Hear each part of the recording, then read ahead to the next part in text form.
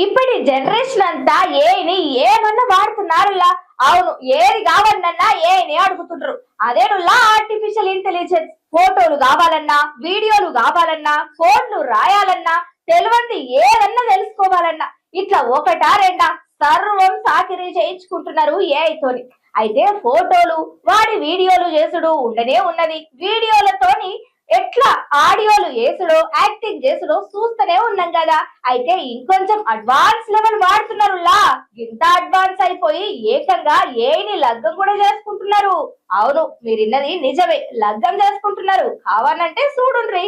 ఇన్నారుల్లో ఈ యచ్చంత్రం అసలే పెళ్లి చేసుకొని ఆడపిల్లలు దొరుకుతలేరని మగ పురుషులు పుట్టడు దుఃఖంలుంటే ఇప్పుడు ఏఐని పెళ్లి చేసుకొని పురుషులందరికీ ఫుల్ షాక్ ఇచ్చింది జపాన్లుండే కను అనే గీ అక్క. ఏఐని పెళ్లి చేసుకుంటే ఏంది అంటారా? పుర్రెకో గుణం జిమ్మకో ఋషి అంటారు కదా, అగో అది ఇదే అన్నట్టు.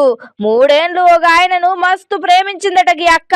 ఇద్దరి మధ్య లొల్లి పంచాయతీలయ్యి ఇద్దరు విడిపోయిండ్రట. ఇక మనసు అంతా ఇరిగిపోయింది. ఇక ఈ మనుషులతోటి ప్రేమ గీమా సెట్ కావు అని చాట్ జీపీనే ఓ బొమ్మ లెక్కల క్రియేట్ చేసుకొని దాన్నే లవర్ అనుకొని ఆ బొమ్మనే పెళ్లి చేసుకుంటున్నా అని ఇంటోళ్ళకి చెప్పిందట. తలకాయలేమన్నా బెదురుగు మెసులుతుందా ఏంది అని మందలిచ్చిర్రట. కానీ బ్రేకప్ అయినాక ఒంటరితనం ఫీల్ అయ్యి చాట్ జీపీ తోటి మాట్లాడు సురువు చేసిందట. ఇక ఆ బొమ్మకు క్లాస్ అని పేరు పెట్టుకొని రోజు 100 మెసేజ్లు చేసేదట. ఇక ఒకనాడు ఆ ప్రేమను ఏకి చెప్పంగానే ఇక ఏ కూడా సానుకూలంగా స్పందించిందట.